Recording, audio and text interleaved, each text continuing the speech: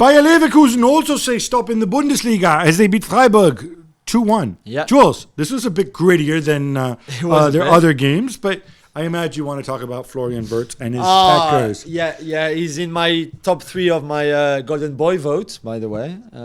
He's third on my list, behind Musiala and Jude, of course. I just think he's an amazing talent. I hope it's Jude and Musiala in that order, not Musiala and Jude. Okay, yeah, so I go Wirtz, Musiala and Jude. Okay.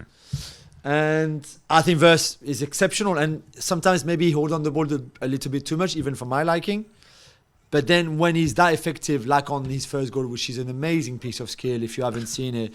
Who's the defender you've just looked up? He's a central midfielder, Hofer, I think, yeah, 27. Nicola Hofer. He makes him dance like he's like a puppet on a string. Yeah, he's dizzy. Ridiculous. Like Nicola Hofer is still dizzy now on Monday after what happened on Sunday. But brilliant. And they find a way. They're just so good. 25 points off 27 so far in the league. It's incredible.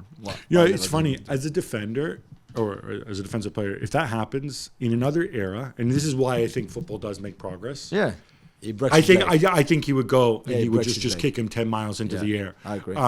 Here, thankfully we've moved on from that. Yeah, Bayern moving to second place because without Sergei Guirassy, Stuttgart lose at home to Hoffenheim. Gab, so much happened in the Bayern Darmstadt game. Yes, the good, the bad, and just the downright weird. The good.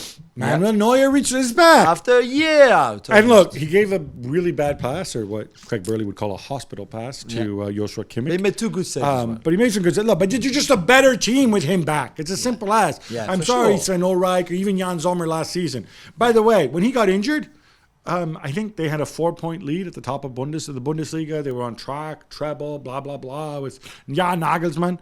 And then look at the absolute spit show, turd factory that they're in now, right? Yeah. Since then? Yeah, that's a fair point. That's a fair I think you're happy.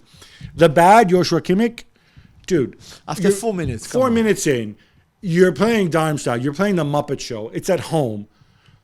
Why you got to foul him? I know. Why even take a chance? You made a mistake. Fine. Yeah, Just let him score or let Neuer handle it, right? I agree. You're going to score 1 million goals. I agree.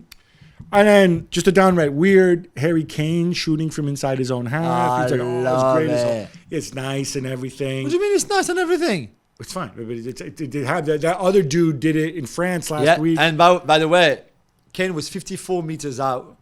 My boy Lamine Camara was 58 for Mets. What about Naeem from the halfway line? Nobody remembers that. That's not the same one. That's not the same. But Bayern scored 8 second-half goals. I didn't read anywhere that it's a record. I'm going to assume it has to be a record.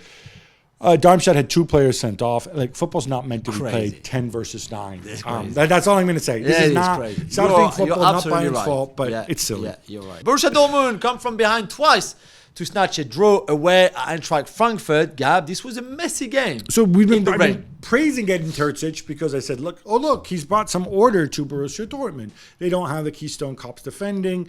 Yeah. While they rotate the front men all the time, so you never know which way is up, but at least there's a coherence to it. This is not that game.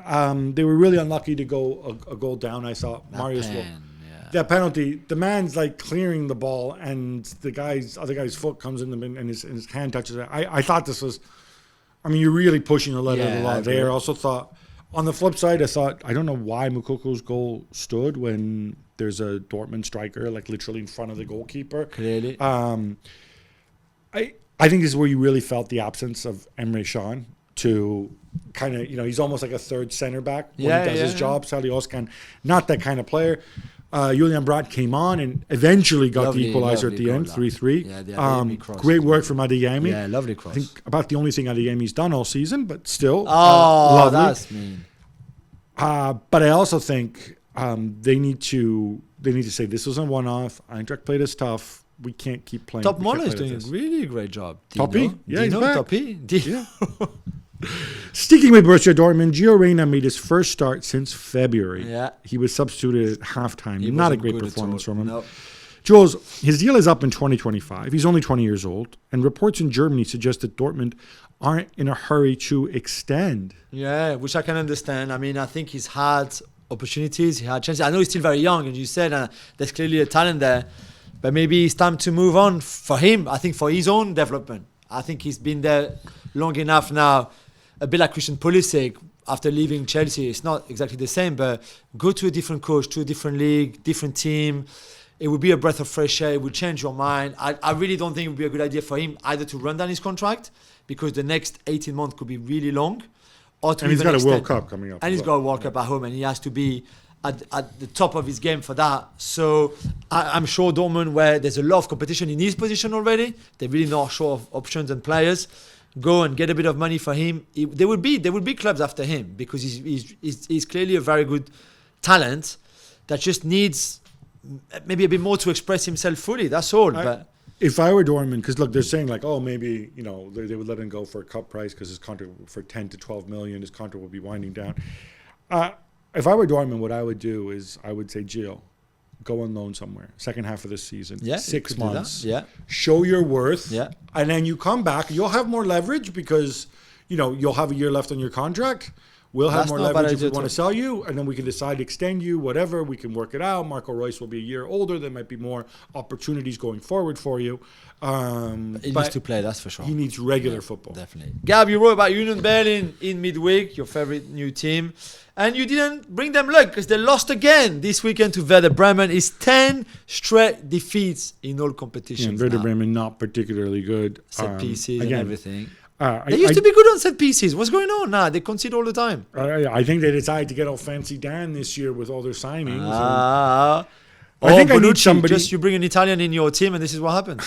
I need somebody because I said, I guess, because I couldn't be bothered to go back through the annals of history, but I am going to guess that no team in the Champions League has lost 10 straight games in all competitions. I don't think it could have happened. No. If you are one of those stat people, if you're one of those database management people, can just write a few lines of code and come up with an answer. Or if you're like Ferencvaros's best fan, and you know that Ferencvaros at some point lost 10 in a row.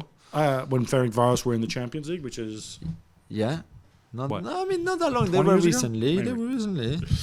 Leipzig beat up Köln 6-0 as Dani Olmo comes on and then goes off injured again after just a few minutes. Josie can't catch a break. I know. We saw him in the Champions League scoring as well on his return, coming off the bench. And then this happens. It's really bad. And we've seen it before. Some people with their incredible injury streak that, like you said, can't catch a break. They go from setback to setback to setback. It's really sad. And also, even if they're doing great and you saw the celebrations after in the dressing room, Xavi Simons, all of that, he's a very important player for them. He could be the difference maker of what they compete for the title until the end, or they just finish fourth place, or, whatever. Same for the Champions League. So I really hope that this is not too bad and he can come back very quickly. Different too from the other guys they have. Yeah, you're right. Exactly.